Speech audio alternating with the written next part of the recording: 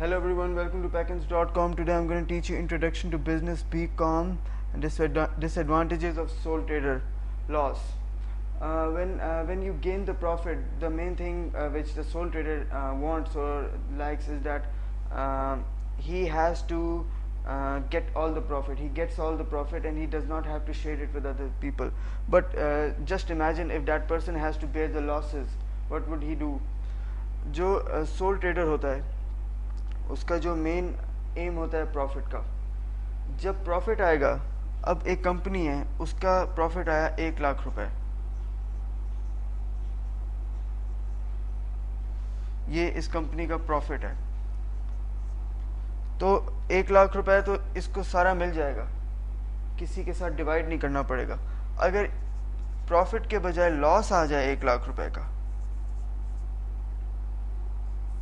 then this sole trader will have to bear the losses. इसका मतलब है उसको ये सारे नुकसान बर्दाश्त करना पड़ेंगे. He cannot share it with other people. वो अपने एम्प्लॉयज़ को नहीं कह सकता कि मेरे पास पैसे नहीं आए तो मैं आपकी तनख्वाह कम कर रहा हूँ, I am not going to give you the salary. He will have to bear the losses, whereas if he would have gained the profit, he would have taken all the profit.